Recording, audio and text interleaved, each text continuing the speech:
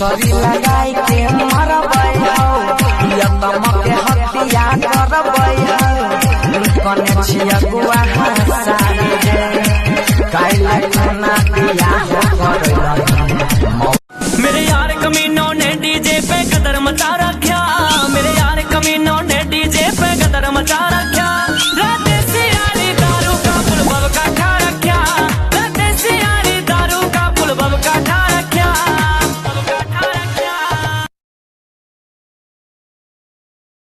मेरे यार कमीनों ने डीजे पे कदर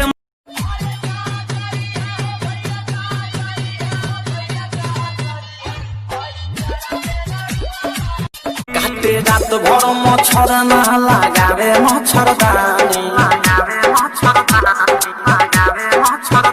हमर चोहरत जवानी खोजे पानी।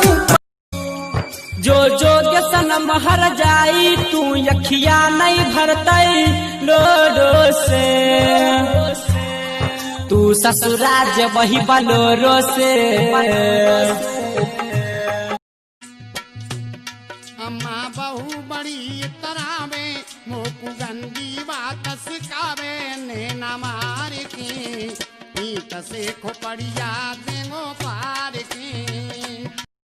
हमके फांसी पर झूला जइबू का हो शादी होते जान भूला जइबू का हो हमरा खूंटा से खुला जइबू।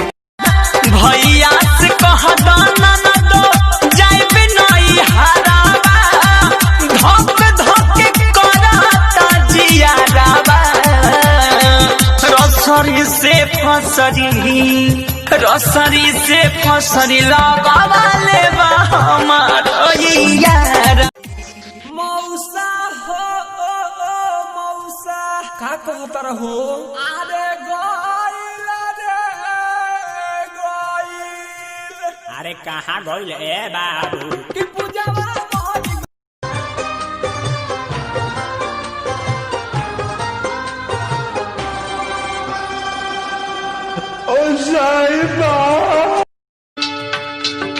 और माता के मर गए दुखो बजा तो है बाबूला मरत भरम हुई जाए और तिरिया मर गए घर बिगड़त है भैया मरत देश छूट जाए।